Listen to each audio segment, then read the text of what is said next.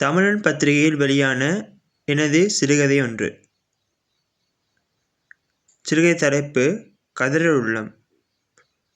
அவன் பெயரில் மரியாதையானவன். அவன் ஊரிலும் சிறிய காலத்தில் நல்ல பெயர்களை குவித்து வந்தான்.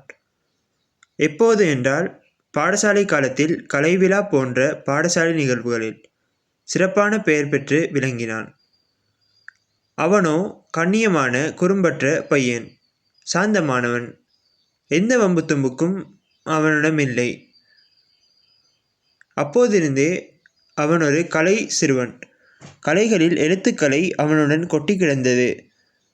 அவனுள் பல கலை கனவுகள் என்பது அவன் மனதில் புதைக்கப்பட்டிருந்தது. சரி, அவனது வாழ்வில் ஏன் ஓர் அந்நியன் அவனை ஆட்கொண்டான் என்பதை பற்றி பார்ப்போம். ராஜேஸ்வரிக்கும் கணேஷுக்கும் 3 பிள்ளைகள். ஆனால் இந்த 3 பிள்ளைகளில் முதல் பிள்ளையான சுரேன் தான் தாயான ராஜேஸ்வரிக்கு பாசக்காரன். மூத்த பிள்ளை தாய்க்கு என்பது போல. ராஜேஸ்வரியும் தனது மகனை விட்டு கொடுக்க மாட்டாள். தாய் பாசம் என்றால் சும்மாவா? ராஜேஸ்வரி மற்றும் தனது 3 பிள்ளைகளையும் விட்டுவிட்டு தொழிலுக்காக கணேஷ் துபாய் தேசம் நோக்கி புறப்பட்டார். காலங்களோ ஓட்டோமீட்டரை போல நகர்ந்தன.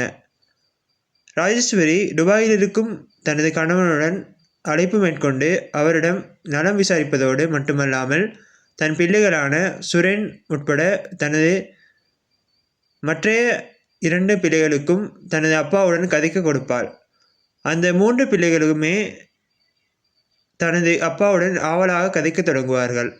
அப்போது அப்பா கணேஷிடம் சுரேனும் அவரது தம்பிமார்களும் இருவரும் ஆசையான பொருட்கள் கேட்பார்கள். கணேஷும் தேவையானவற்றை வாங்கி விமானத்தில் அனுப்புவார். கணேஷ் தொலைபேசியில் தனது மனைவியிடம் துபாய் நாட்டின் அழகையும் சிறப்பையும் பற்றி கூறுவார். உலகிலேயே உயரமான கட்டிடம் புர்ஜ் கலீஃபா என்றும், துபாயில் இன்றும் கூட மண்ணாட்சி நிலவுகின்றது என்றெல்லாம் ராஜேஸ்வரியிடம் கூறியவுடன் அவளுக்கோ உள்மனதில் நான் எப்படியாவது துபாய் நாட்டில் காலடி வைக்க வேண்டும், அத்தோடு அங்குள்ளவற்றை பார்க்க வேண்டும் என்ற ஒரு பேராசை அவளிடத்தில் ஏற்பட்டது.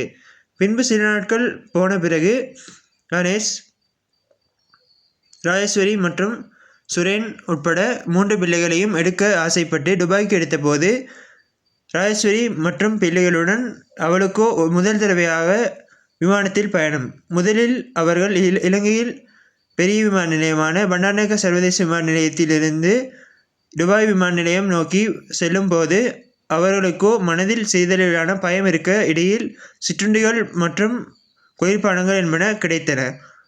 அந்த பயணமோ சுமார் 3 மணித்தியாலங்கள் ஆகும். இப்படி துபாய் சென்றவுடன் கணேஷ் இருந்தார்.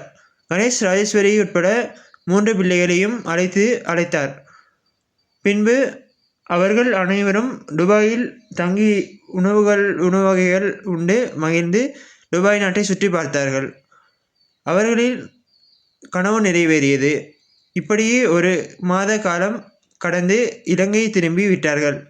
சிறிது நாட்களின் பின்னர் கணேஷும் கூட இலங்கை வந்தார்.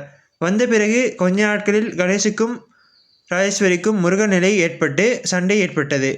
சிறிது காலம் சென்றவுடன் அது ஒரு பெரிய சண்டையாக மாறி கணேஷ் பிள்ளைகளுக்கோ யாருக்குமே எந்த செலவுகளும் பார்ப்பதில்லை.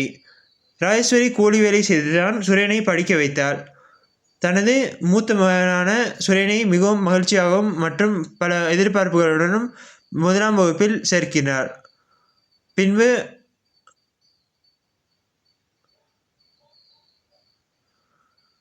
அவர் கல்வியிலும் தவணை பரீட்சைகளிலும் சிறந்த புள்ளிகளை பெறுகிறார்.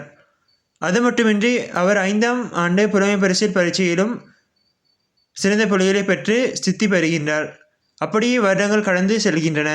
சரியாக அந்த மகனுக்கு 15 வயது இருக்கும் போது பாடசாலை வயதில் அப்பொழுது 10ஆம் வகுப்பில் கல்வி கற்கின்றார். திடீரென்று ஒரு நாள் நான் பாடசாலையில் மாணவர்களுக்கு இடையில் போதைப் பொருட்கள் விற்பனை செய்தேன் என்றும் பொய்யாக அவர் செய்யாத ஒன்றை செய்தேன் என்று கூறுகிறார். பின்பு சுரேனை அவரது அம்மாவான ராஜேஸ்வரி தன் மகன் இப்படி செய்திருக்க மாட்டார் பொய் என்று எண்ணி உண்மையை அறிய அம்மாவின் சிறந்த நண்பரான ஒரு வைத்தியரிடம் கேட்டபோது அவர் கூறுகிறார், சில வேளைகளில் உங்களது மகனுக்கு மனநோயாக கூட இருக்கலாம் என்று கூறுகிறார். பின்பு சுரேனை மனநல மருத்துவரிடம் அழைத்து சென்று பார்த்தபோது அனைத்தும் போய், அவர் அப்படி செய்யவில்லை.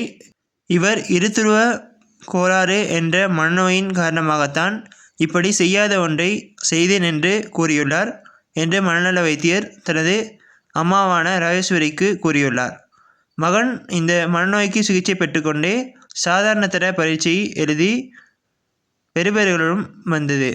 அந்த மகன் சுரேன் 8 பாடங்களிலும் சித்தி பெற்றார்.